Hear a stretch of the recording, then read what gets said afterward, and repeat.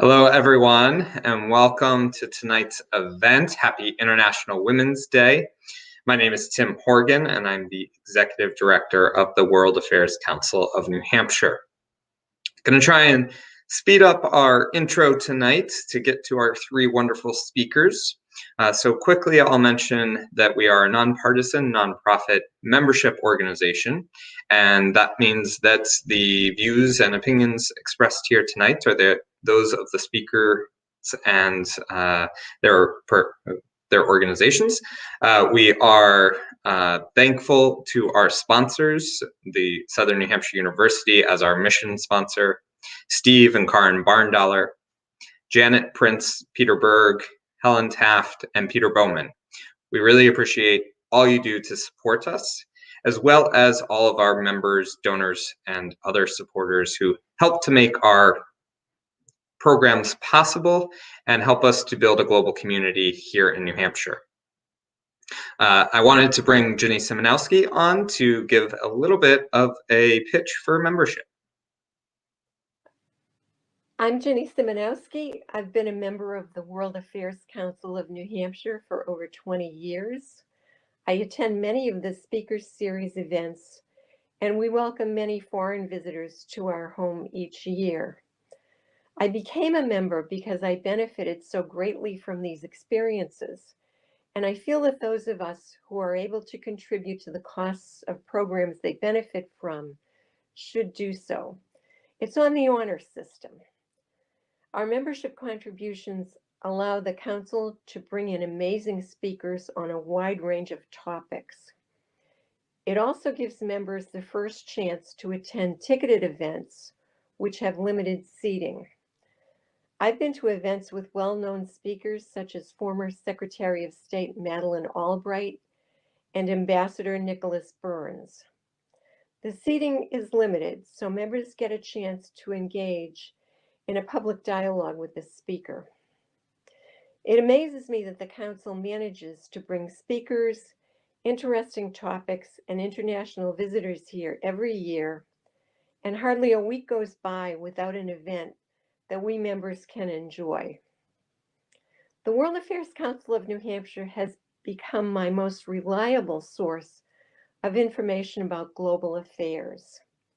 I knew very little about international affairs before becoming a member, and now many places on the globe fascinate me because I know something about them and have even met and talked to people who live there.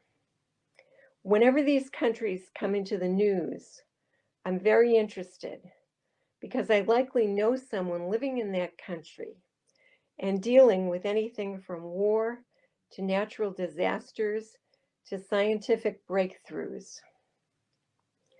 Through the Council, I've made some very good friends with fascinating backgrounds, and every event becomes a warm and welcoming get-together. So I invite you to join us, become a member, and I look forward to meeting you at one of our upcoming events. Thanks, Ginny. I really appreciate all you do to support the Council and our work. Before we get into introductions, I'd like to mention that we are going to be taking questions throughout the night. So if you would like to ask your question, we have a chat function on our website down in the bottom right-hand corner, or you can send us your questions through our social media accounts on Twitter and Facebook. And finally, we are also monitoring our council@wacnh.org email address. We hope to have a really robust discussion later tonight after quick presentations, and we're going to get through as many of those questions as we can. All right, well, I would like to introduce our three speakers for tonight, and then we'll bring them on for a little discussion about what they do before getting to a moderated Q&A. First, Blair Demers is the U.S. Executive Director of Education for All Children, an education to an employment program for talented, disadvantaged Kenyan youth with offices in Portsmouth, New Hampshire, and Nairobi, Kenya. In her role, Blair combines her passion for Africa with her deep commitment to creating opportunities for young people where none would exist otherwise. Blair began her career in the nonprofit sector at SMART, a San Francisco-based educational organization, and serving academically motivated middle school low-income students. Blair's tenure there spanned 6 years and included positions of program director, development director, and executive director. Katherine Kolios is the executive director of RAIN for the Sahel and Sahara. Her experience spans more than a decade working in education, sexual and reproductive health, nutrition, and malaria prevention. RAIN for the Sahel and Sahara, as she'll mention, is a grassroots NGO that forges partnerships with rural and nomadic peoples in Niger to enable enduring and relevant livelihoods through access to education and opportunity. She joined RAIN in 2017, having lived, worked, and studied in Francophone communities throughout Africa, South America, and Europe. Finally, Katherine Rielly has been president of Rubia Handwork since it received its 501c3 nonprofit status in 2009. In 2013, she took over as executive director from the previous director, Rachel Lehr. Previously, Dr. Rielly taught international community economic development for 8 years at Southern New Hampshire University, our wonderful mission partner, where she also was a professor and international academic program chair. She also has worked closely with the Mali embassy and is a honorary consul for that country. So I would like to now bring up Blair Demers to give her presentation.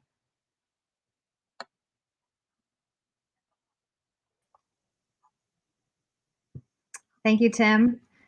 Good evening, everyone. It's an absolute pleasure and an honor to be here with all of you tonight to celebrate International Women's Day and to represent an organization like EFAC, which is promoting global gender justice and human rights. So for a little background on EFAC, we were founded in 2008 by Nancy and Rod Van Sciver of Rye, New Hampshire, in collaboration with Dr. Leah Marangu of Nairobi, Kenya, one of Kenya's most preeminent female educators. And together, they had a dream to create an organization that would address what Dr. Marangu identified as Kenya's most pervasive educational challenge. And that is the fact that over 50% of Kenya's 8th grade graduates fail to matriculate on to high school for lack of resources, financial resources. So they created EFAC, which is, as Tim said, an education to employment program. And we have 3 main components that I will just briefly tell you about. The first is education. We provide high school and university scholarships to over 600 Kenyan students from all over the country. And those students would not be going on to high school without EFAC. The second component is mentoring. So we're weaving a multi-layered and comprehensive mentoring program throughout every stage of our program to provide the social emotional supports and counseling that our students from such vulnerable backgrounds need in order to be successful throughout the 8 years with us. And the third is a very robust career training program that we are starting right in 9th grade and going all the way through to college graduation. And this includes building soft skills and digital skills, building leadership, doing career mentoring, access to internships and job shadowing, community service initiatives, basically all of the things that a student going through school will need in order to graduate with employability skills. And our real hope at EFAC is that by the end of their time with us, our scholars are prepared to graduate as self-sustaining members of society and productively giving back to their communities. We think that our students should be able to not only transform their own circumstances, but also we know that they'll be doing that for their families, their communities, and ultimately Kenya at large. We do have a gender lens in our organization. We support 2/3 girls to 1/3 boys, and that's in direct response to the dropout rates for 8th grade graduates as girls compared to boys. So I'm gonna have Tim show a quick 2-minute video to give you a sense of our work on the ground in Kenya and tell you the story of an EFAC girl and what this program is doing for girls and women in Kenya. So go ahead, Tim. Education for All Children believes in the power of education to break the cycle of poverty. I used to live far from my father. I think he was like still discouraged because our community was like telling him to marry another woman in order to provide for him a son who could study and be of great value. For nearly 50% of kids in Kenya, school ends at 8th grade. For girls, that often means an early marriage, motherhood, and a continued cycle of poverty. They don't value girls. So it's like, if they don't value girls, what do I gain? It means that I will have to vanish like other girls who are in my community. EFAC provides scholarships to nearly 600 extremely bright students from Kenya's poorest communities. 2/3 of those scholarships go to girls. When I got the EFAC scholarship, I was so glad. Educating a girl changes not only her life, but the lives of those around her. It made my father come back to us. He even values us more. He doesn't even consider what our community is telling him. He has even taken the opportunity to look for a better job and also to educate my second sister and my third sister. Mary is heading to college this year, where she plans to study mechanical engineering. She's the first person in her family to go beyond 8th grade. When she graduates, she will join other young EFAC scholars who are changing their future, the future of their families, and the future of Kenya. Education changes lives.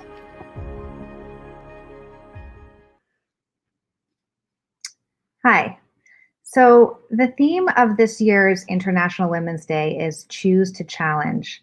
And Tim has asked that we speak a little bit about that theme and how we as local women leaders in New Hampshire are choosing to challenge gender inequality here and around the world. There's a lot of ways I could answer this question for EFAC, but I'm just going to pick three of the sort of highlights that I think are the best examples of how we are choosing to challenge gender inequality. The first is by investing in local leadership. You know, I represent the US team at EFAC, but really we have a tremendously talented group of leaders, staff, Kenya Board of Trustees, and Kenya Business Advisory Board on the ground doing the work of this organization. And we understand that if we want to be effective in creating and supporting change in developing countries, we really need to support and invest in the people who are on the ground, who know what the needs of their communities are and who are addressing those needs. Change really happens from the ground up. Grassroots organizations are doing hard and critical work on behalf of gender equality all over the world. So when you choose to trust and invest in local leadership, you're really choosing the best way to challenge the status quo for women and girls. The second way that we choose to challenge gender equality is by being willing to examine and implement a multidimensional approach to addressing this topic, really. One prong of our approach is obviously education. The video just showed you what education can do for girls, and that is certainly the core of our work. But we're also focused on changing the paradigm for girls and women in Kenya, and we do this by looking deeply at the cultural practices and norms that are traditionally oppressive for them. At EFAC, we're providing platforms for conversations and dialogue and mentoring around topics like reproductive health and safety, domestic abuse and violence, personal agency and self-efficacy, and things like that. We're finding that by creating safe spaces for the girls to talk to each other and to share their stories, our girls are actually choosing to challenge gender inequality on their own. They're starting to really understand that they can write their own stories that read as gender empowered, rather than following a path that has been prescribed for them by a society and frankly a world that is defined by the marginalization of women and girls. So the third way that we're choosing to challenge gender inequality is actually by educating boys. And this may seem counterintuitive at the outset, but if you think about it, it's really hard to lift an entire gender into a higher level of status and opportunity if you're not educating the men and boys who are participating in the way the world currently exists. So at EFAC, you know, we see our boys as brothers. They have sisters. They are sons. They are going to marry and be husbands and fathers. And if we don't educate them and focus on engaging them in these conversations around the women and girls who surround them in their lives, then we're not really doing as much as we can to promote gender equity in Kenya and around the world.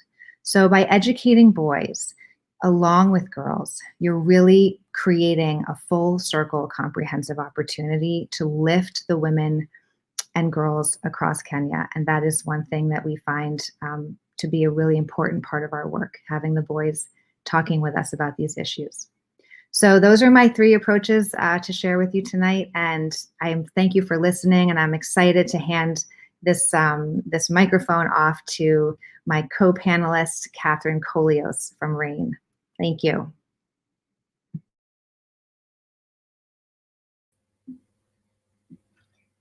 Thank you so much, Blair, for that introduction. It was so wonderful to hear about your work, and it's really incredible to see the overlap, I think, between our organizations.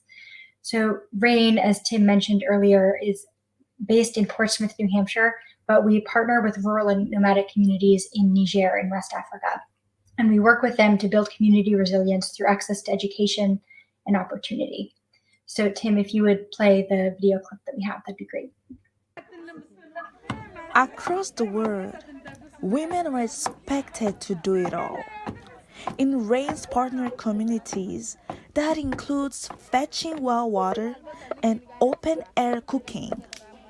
Without the modern technologies we often take for granted, these chores take several hours every day. Now, as men leave to seek work abroad, women are also left with the responsibility to earn and support their families. When women are economically empowered, they invest in their families and their communities. RAIN works with rural and nomadic women in Niger to help them become entrepreneurs, earning an income to support themselves and their families. Women's savings and loans groups provide the basis for a local economy in communities without banks or financial infrastructure. RAIN teaches financial literacy and basic economics to women, then joining together pool their resources to provide loans to each other and others to implement their own business, earning on average over a 30% interest to reinvest the following year. These women gain the skills and confidence to create their own financial resources and their own opportunities. Not to mention a community of like-minded women leaders. To learn more about RAIN and how you can help, visit rainforsahara.org. So that video was about our Women's Entrepreneurship Program, which seemed fitting for International Women's Day. We work with women to ensure that they have access to the resources, the skills, and frankly, the funds that they need to be able to implement their own projects to support themselves and their families. But that's just one of RAIN's 3 program areas. RAIN also works with communities to ensure they can meet their basic needs.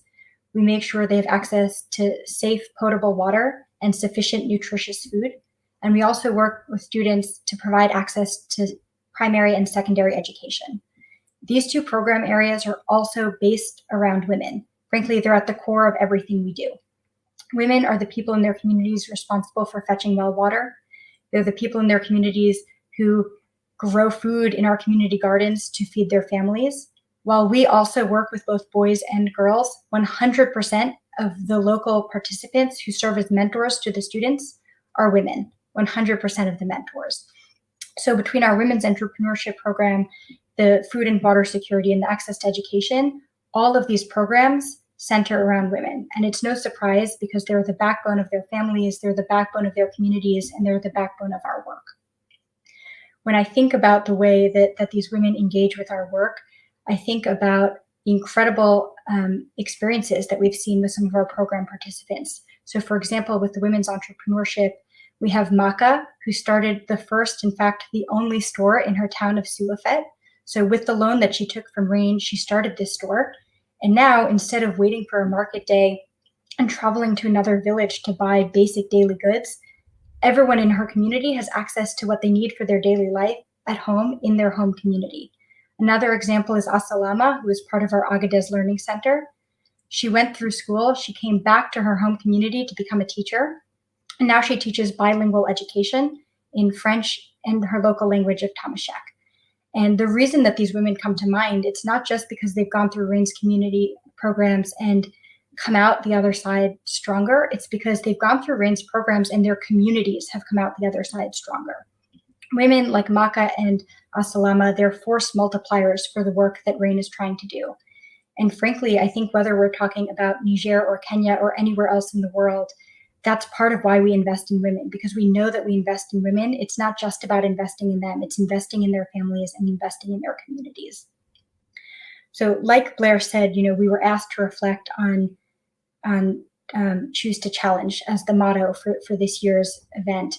And when I first heard it, my instinct was that I really liked it, right? It seems empowering, this idea that you can choose to stand up to the status quo, that you can choose to say the way that things are doesn't need to be the way that things are in the future. But the more that I thought about it, the more that I realized that there's a lot of privilege inherent in that idea of choice, right? And a lot of people all over the world, whether it's in terms of gender justice or the other injustices that we face, by nature of being who they are and where they are, the challenge chooses them. And so I'm really fortunate. I chose this work in Niger. I chose to tackle this challenge, but my colleagues in Niger and the communities we serve, these challenges are inherent in their day-to-day lives. And so as we reflect as leaders of these organizations in New Hampshire, as supporters of these organizations, as people who believe in gender justice and these values, I'd really love this conversation to be more broadly about how do we, take to heart what Blair was saying? How do we think about supporting local women and local girls and uplifting their voices so they're the ones that determine the direction of their future? Because if they have no choice but to face these challenges, then I think it's really critical that we choose to support them in that. So I'm really looking forward to having that conversation with the rest of you. And in the meantime, I'd like to introduce our colleague, Katherine Rielly. Thank you so much, Katherine.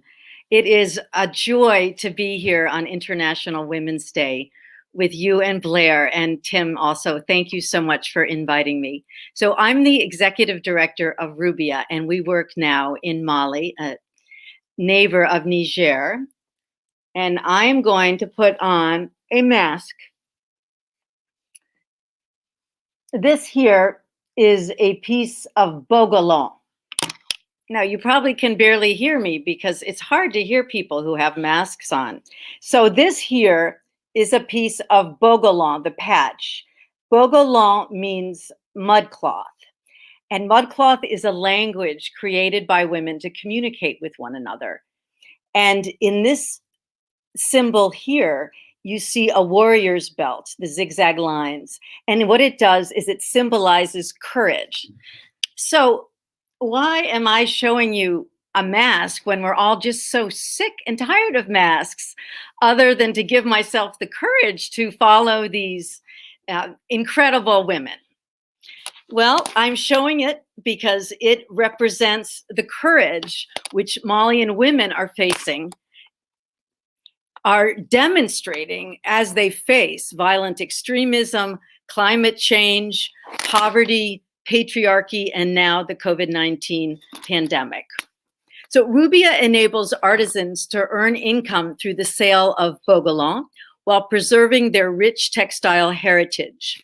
They're doing what their ancestors did hundreds of years ago. I'd like to tell you my love story with Mali. The passion started in 1993 when I first worked in Mali. At the time, the country was Africa's rising star, an island of peace and stability. And we looked at Mali and we had great hope for the future of democracy on the continent. Back here in the US, I thought about Mali every night when I rested my head on my pillow next to the bogolan bedboard my husband had made. I even dressed my 2-year-old son, who's now 28 years old, in a mini mudcloth tunic. My vision of a peaceful Mali was snuffed out 2 decades later when in 2012, with the overthrow of Gaddafi, the Libyan leader, Malian bodyguards left and came into Mali with an arsenal of weapons and joined forces with terrorists. There was a lot of instability, which triggered a coup d'etat, and ultimately the French had to come in to keep the country from falling to violent extremism. So I returned to Mali in 2014 to ask if there was anything I could do to help the Malians to mitigate this crisis and its effect on people's daily lives. I had an idea. Maybe Rubia could do in Mali what we had done in Afghanistan, which is that we had empowered thousands of women through the sale of their traditional embroidery. I asked, could we build a similar bridge to Malian fabric artists? I wanted to support Malians in a way that built on the beauty of their culture. So I visited the UNESCO Cultural Heritage City of Djenné, which is a sister city of Timbuktu in the heart of the Sahara Desert, like Niger, where Katherine works. And I met with many artist cooperatives. And since then, for the past 6 years, Rubia has been working with these cooperatives who had fallen into poverty, because it used to be that tens and thousands of tourists would visit their city to see the beautiful historic sites. Each week, they'd come directly from France to Mali, and now there were absolutely no tourists to buy their goods. So I asked the leader of one of our partners, the Tanti Bogolan Cooperative, to reflect on the impact of our partnership so I could share with you how we're empowering them. And what she said in French, well, in Bama and then French, is the partnership saved our lives because no one else has bought our bogolan since the crises. But truthfully, Rubia has not saved their lives. The Malian artists have saved their own lives with their knowledge of traditional textile dyeing. Maintaining their culture through their art has been empowering. In our work with these bogolan artists, Rubia, like my partners here, is choosing to challenge, and here we have the theme, the neoclassical, neocolonial model of foreign aid built on systemic racism, which views Africans as beneficiaries rather than partners. So Rubia has built on this approach in our recent COVID-19 project, where we're partnering with a Malian NGO that, like Blair and Katherine's partners, is led by women. And these are women who have just started an action research organization that's called Action Research for the Empowerment of Youth and Women. And like in Niger, Mali has a very poorly developed health system, lacks access to clean drinking water, and the lockdown, which the Malians imposed, and I have to congratulate them, they closed their economy before we did here in New England. The economy just completely crashed and children's malnutrition was exacerbated. So our Malian partners, well-educated social scientists, designed a project themselves to do COVID education through many of the same mechanisms that Blair and Katherine are using, basically through education of women and youth leaders in social distancing, in how to put on a mask properly, in proper hand washing techniques. And to do this education, we've created these like graphic booklets, and we're also using the rural radio. So literally, women in Mali with the project are, in the words of our trainer, les femmes prennent leur indépendance sur le plan de la santé. So I asked our trainer, what difference is this making for the women? And she said, literally, women take their health into independence. They're realizing their health is a human right. And this health and hygiene education protects women and their families. And like Niger and Kenya, Mali has a very high birth rate. It's the third highest in the world. women have an average of 6 children. So wrapping up here and returning to the mask and this warrior's belt here. These women I've told you about, women and girls, are stitching their own belts of courage. By spreading the culture of mask making, people are showing solidarity with one another, cooperating to ease the human suffering and the burden that we all face. So on this International Women's Day 2021, let us pledge to give women all around the world the respect they deserve.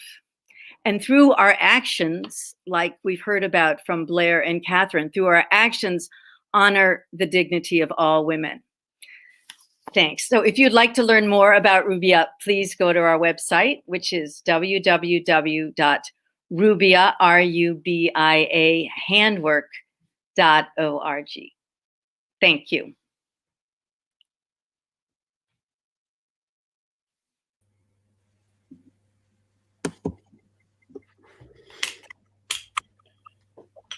All right, well, now begins what I think is one of the most exciting parts of our evening, because we get to have a discussion with these incredible women. Before we dive in, I just want to say hello. I'm Maura Sullivan. I'm a very proud board member of the World Affairs Council of New Hampshire. And, we have done, a number of events at the council over the past year, but I got to tell you, I don't think I've been as excited for one as I am tonight to be with these fantastic leaders who happen to be women on International Women's Day from around our state. This is Katherine and Blair. This is such a treat to have the three of you here with us.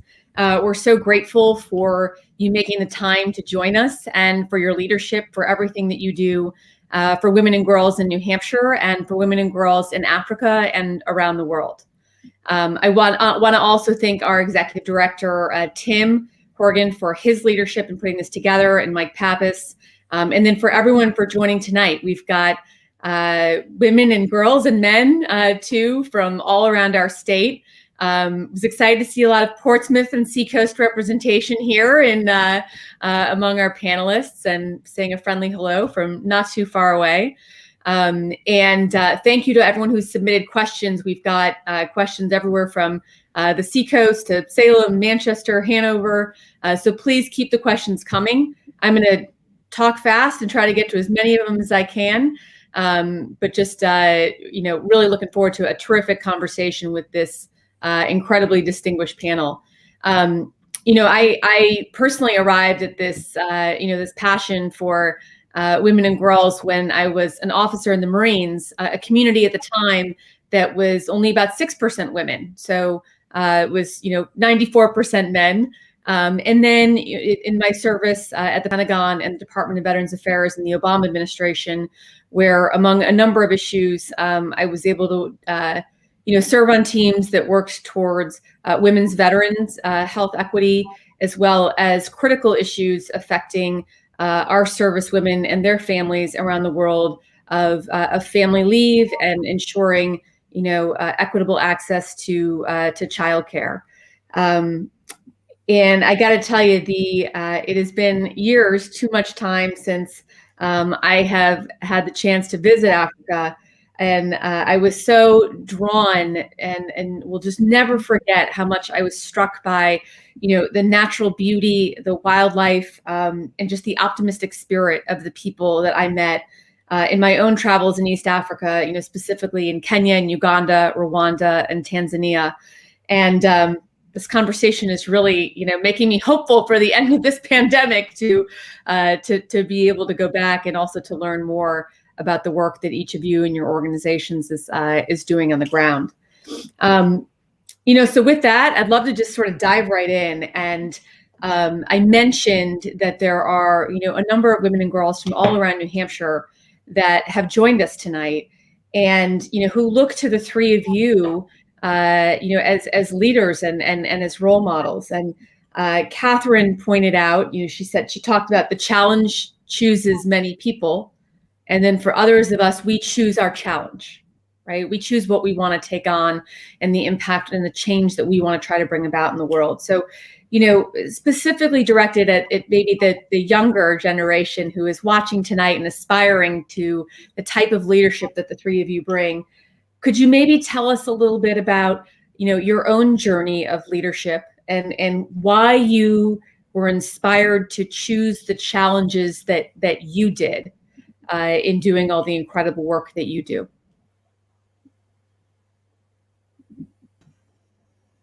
Is there an order? Can we just jump in? I'll tell you what, Blair, if you'd go first and kick us off, that'd be great. Okay, thanks. Nice to see you, Maura, and thanks for hosting us tonight. Yeah, that's a really fun question. I mean, I think for me personally, there's this sort of serendipitous combination of things that have happened in my life, and the overarching theme is that I've had a lot of opportunity.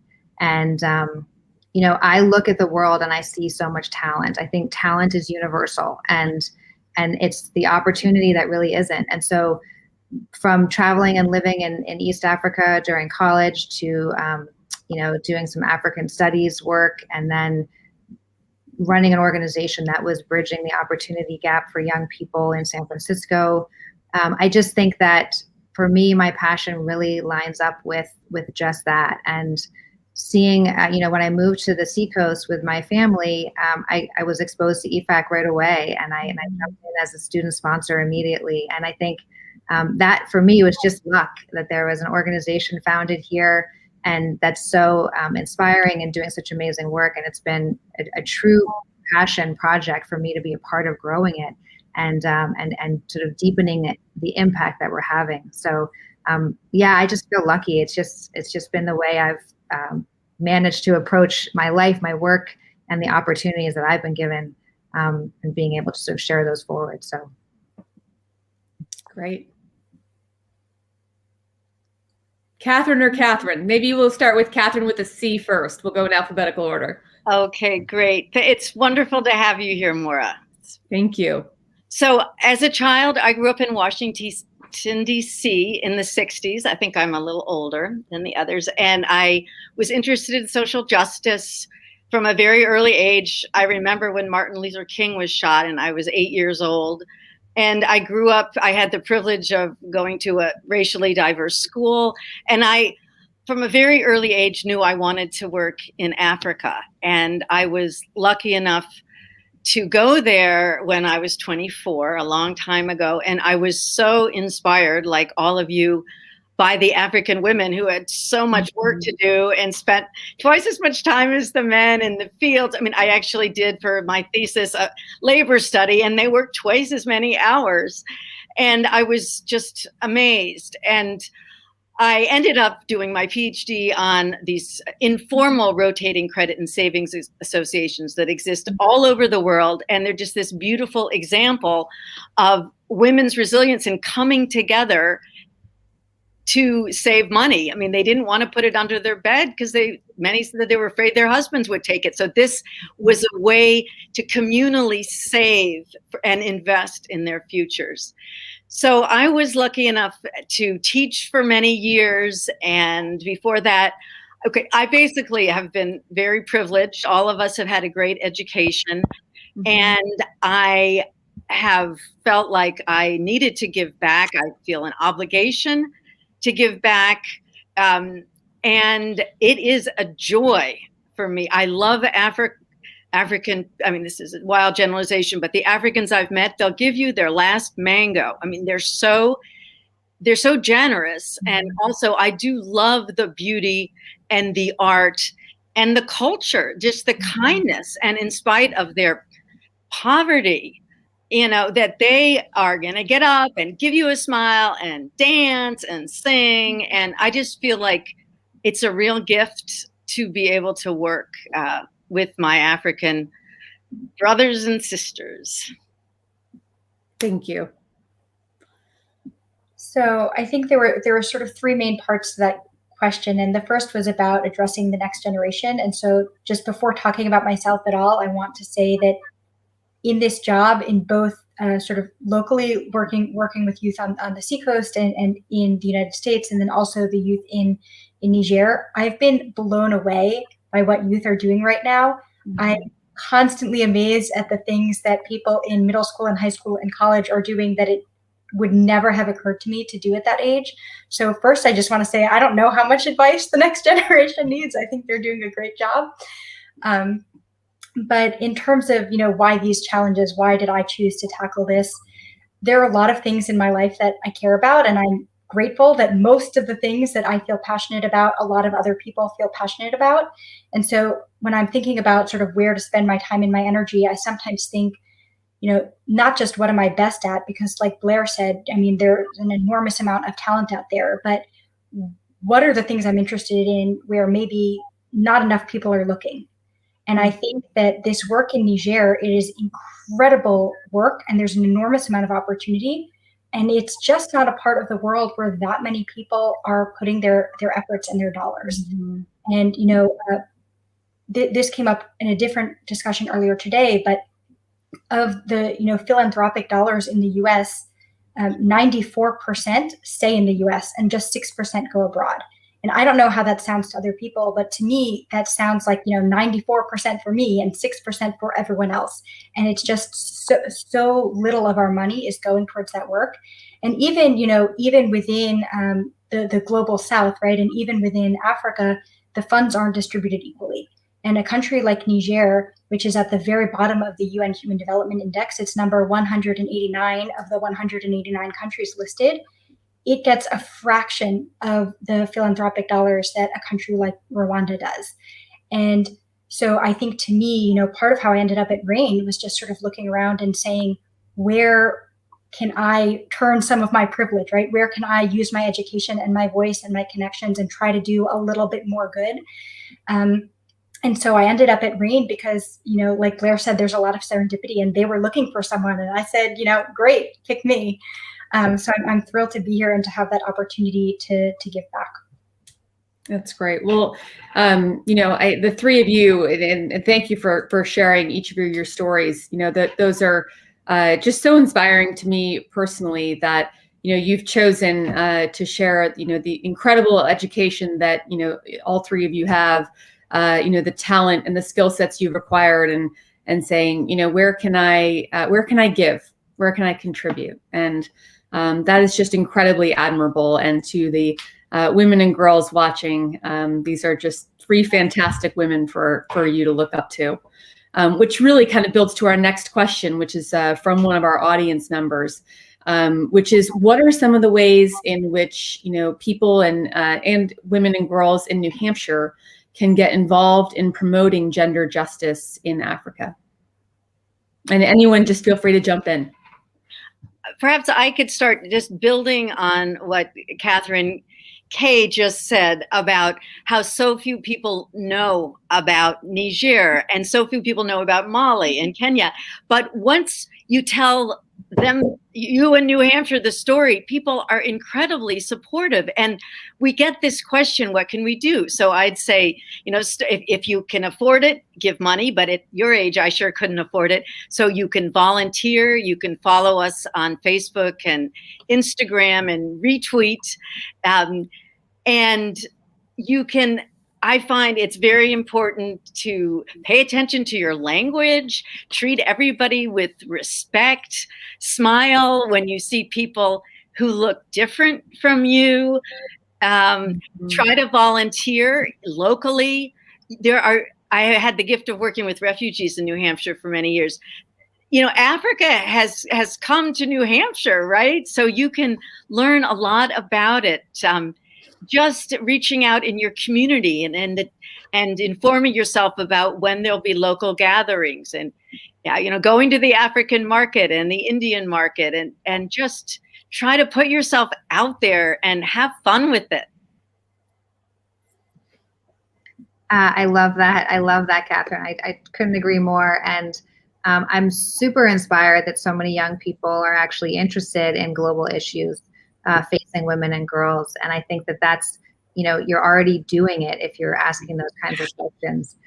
So I think broadly, to Katherine's point, finding ways to educate yourself about what are the issues, follow organizations on social media or do a deep dive onto a certain topic like child marriage or FGM. And then you will find your way into who's addressing that topic here in New Hampshire or somewhere in the country.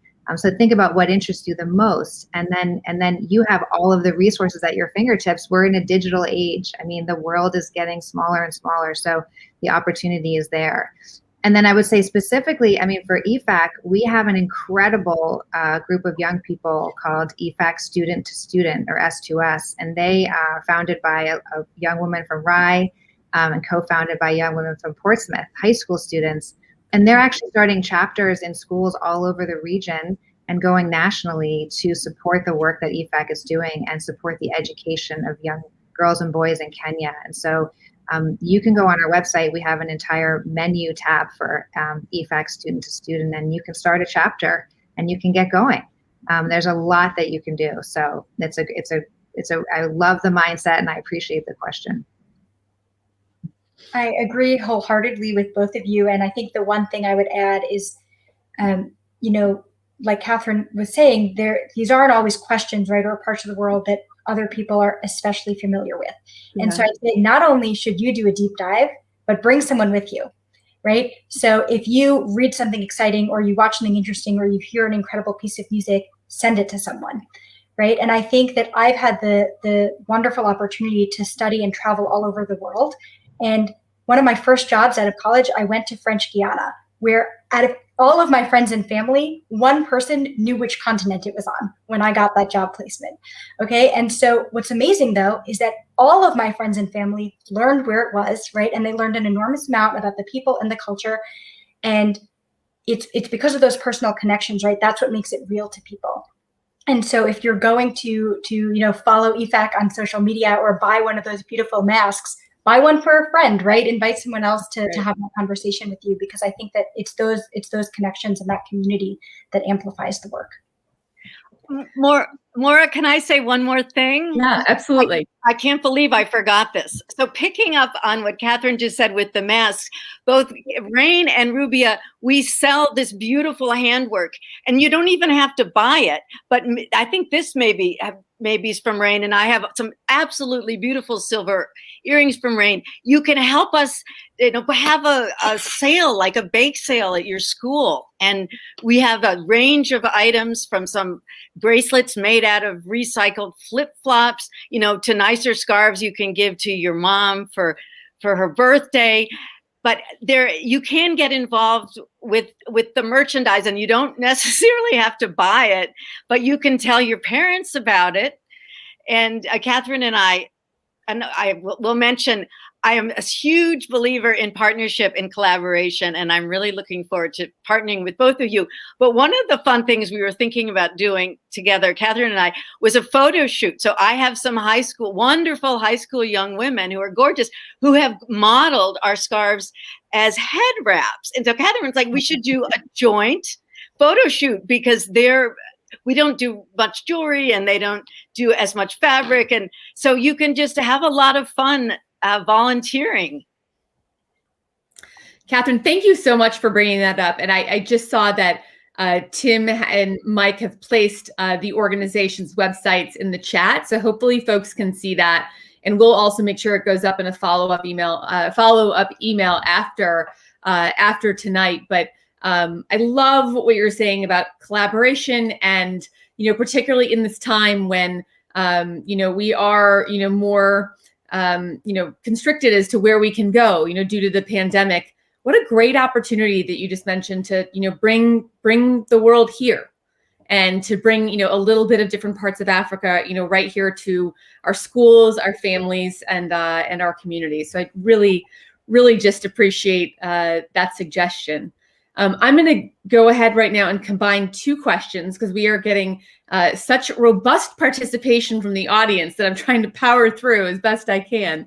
So two-part question here. First, what is perhaps a misconception that people in New Hampshire, and also more broadly in the United States, have about the work or the areas that your organizations work in? And then kind of second part, but closely related to that, is, and this is from Allison, can you talk a little bit about the challenges in how you motivate financial supporters in New Hampshire and in the U.S. To care and engage on these challenges in Africa?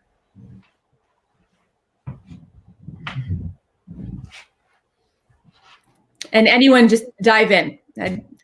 Okay, so a little bit, two different questions. I hope I get both of them, but misconceptions, that's a really interesting question. I think that for me, one of the greatest misconceptions is that the children of Kenya and the people of Kenya who live in extreme poverty lack the ability to lift themselves out of that or identify what it is that will do that. And so, you know, I'm raising 3 children. They have every opportunity in education that, you know, a U.S. citizen can access and more.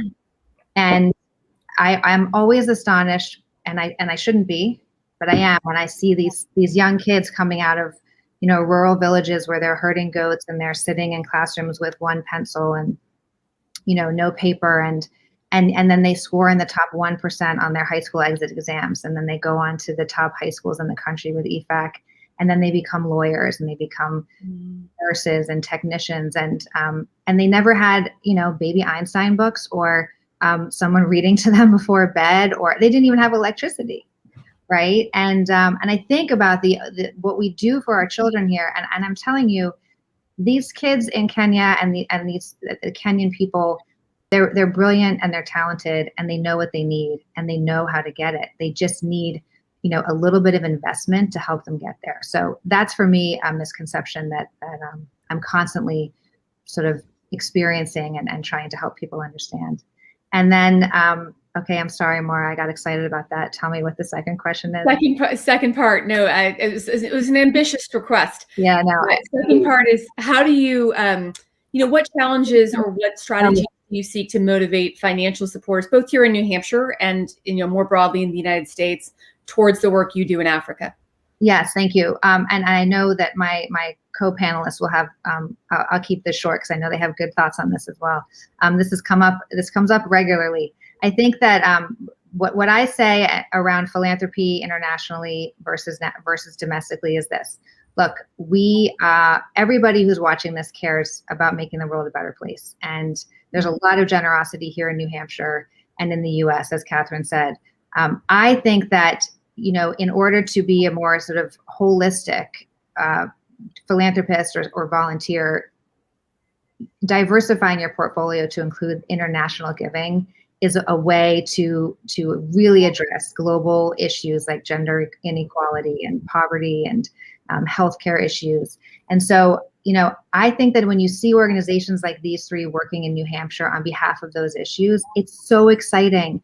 You know, why wouldn't you want to get involved, right? And I think it's not an us or them. It's really like just an addition to your giving and your experience with how you see the world and how you want to leave an impact and leave your mark. And so I think you have, you know, everybody on this call, if you're from New Hampshire, Massachusetts, like, you have organizations right here in your backyard. We're your neighbors, right, that are really excited about this work and really passionate about making a difference. And so I encourage all of you to think about ways to get on board with us 3, with other organizations, and really just broaden your horizons around the ways you can make a difference, because you really can make a difference. You really can.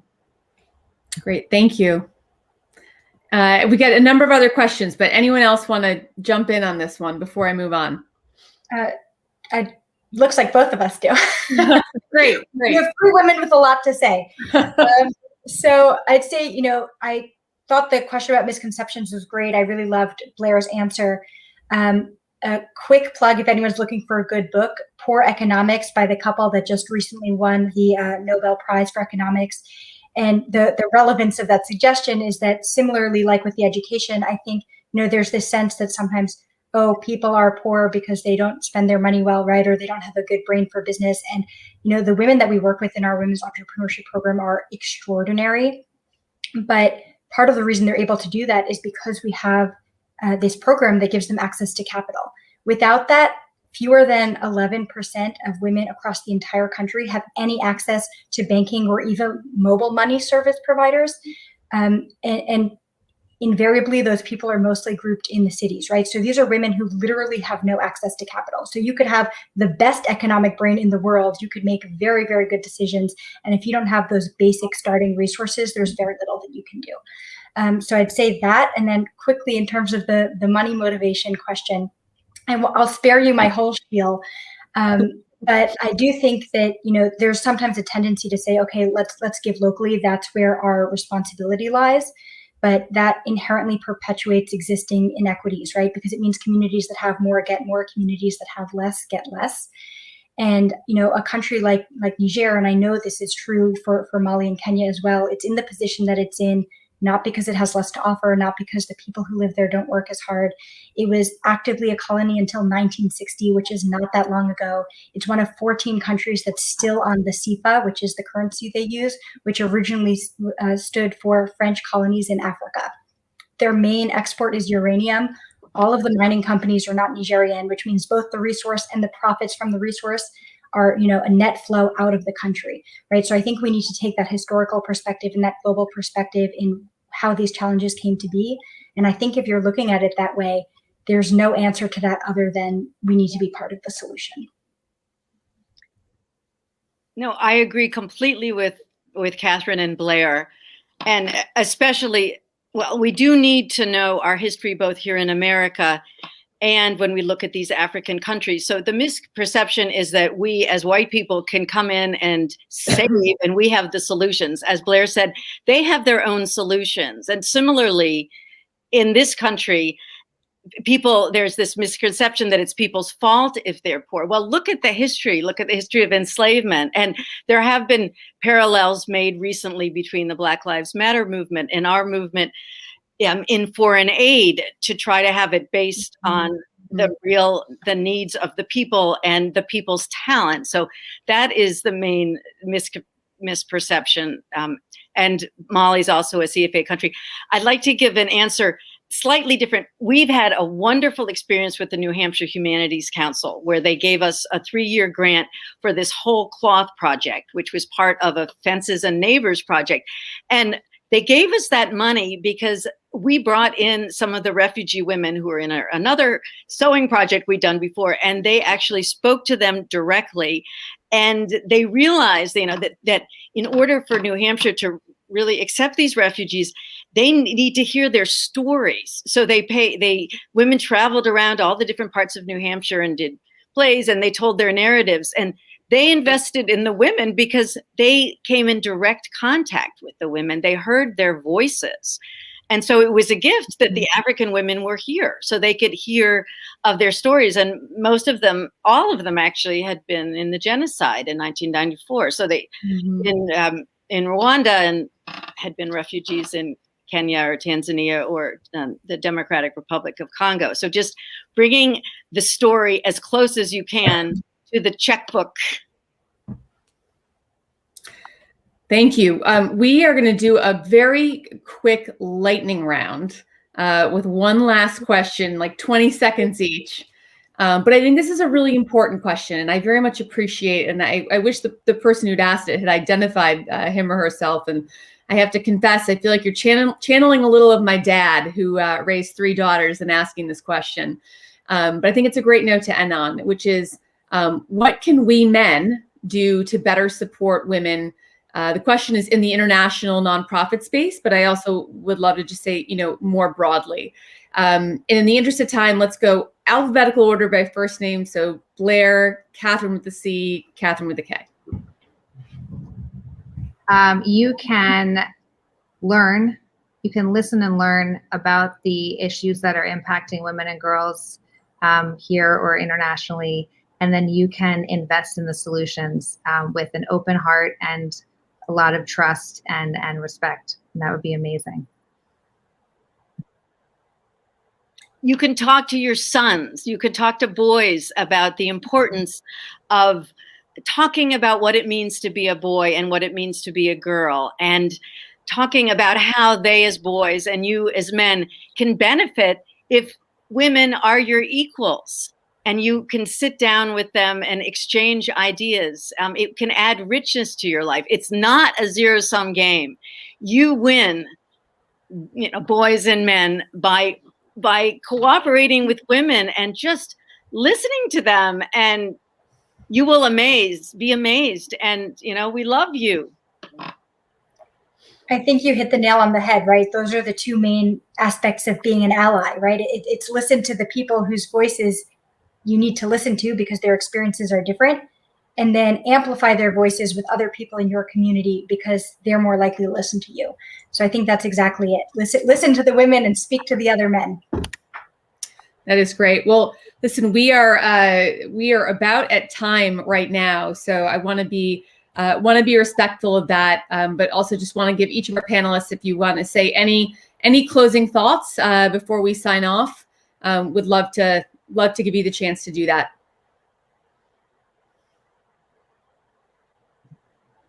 I seem to be the default. I'm not trying to go first all the time. I just want to say that for closing thoughts really quickly. This came up earlier in the day on a different panel as well. And I am an optimist, and I just want to say to everybody, there are some overwhelming statistics out there right now, and some what feel like very intractable global problems. And I want to encourage everybody to not be stymied by the overwhelm, by the sense of overwhelm. I think that if we really move away from the problem lens and towards a solution lens, that we can actually really make a huge difference. And if you start to identify yourself as a person who is an agent of change in some way, the smallest action, volunteer, donate, advocate, whatever it is, that action that you take is the first step to a collective improvement into the quality of life for everybody. So don't be frozen. I say just pick something that you love and take action on it. And this is where we will find ourselves in a new place a decade from now, if not sooner. So thank you very much. Thank you, Blair. Picking up on that, I would say, especially to the young people, be yourself, because people are going to call you a nerd, and you're going to get some pushback and say you're not being normal. And, be yourself, and don't take no for an answer. And it's not easy, and you just pick yourself up again, and you keep going, and you just keep trying. And it's okay to be different and to look different. And just if you're not receiving support from the closest people to you, look for other adults for support, because we're here to support you as you discover who you really are. I agree with Blair. I think it's impossible to be in this sector if you're not an optimist. You wouldn't last a day. But what I think sometimes people don't realize is we're not just optimists. We're realistic. I mean, you can't run an organization if you're not. I mean, you don't spend money you don't have, right? But I think that sometimes people look at these problems and they say, there's not a path forward. And the truth is, if you don't invest in the path forward, of course it's not there, right? The less you invest, the more the path narrows. And so I think having that optimism, but then don't just believe that it will come, right? Have that optimism and then work towards it, whether it's your money or your time or your network, that when you invest in that path forward, that's what forges the path that might not have been there otherwise. And I think in general, these were wonderful questions. I see that there are a ton of questions in the chat we didn't get to. Obviously, this is an overwhelming topic where each question could probably have been a panel. So I would just encourage you, whether it's me, Blair, or Katherine, I know all of us are open to having you reach out. We'd love to engage with anyone who's interested in this work or talking about these questions further.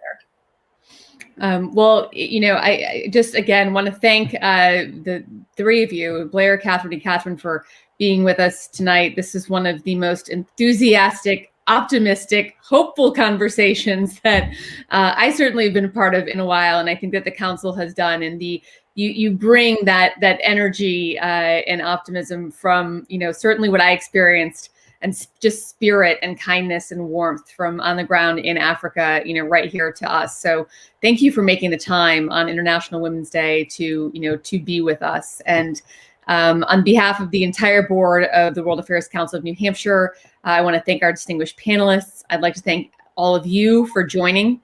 And I want to thank Michael and Tim for all the work that they did, to put this together. And in closing, for all of those who joined, I want to echo something that Katherine said earlier when she was talking about, if you're going to buy one mask, buy two, right? Bring a friend, buy one for a friend. So when you come to one of the World Affairs Council events next time, bring a friend, and you'll get to encounter this just wonderful community that seeks to bring leaders together throughout New Hampshire, and then bring a little bit of the world right here to the Granite State. I've got to get one of those masks. That looks great. It's in the mail. It's in the mail. Thank you, wonderful ladies. It was so fun. Thank you all. This was wonderful. And have a wonderful, wonderful International Women's Day. Thanks, everyone. It was great to be here. Thank you. Thanks.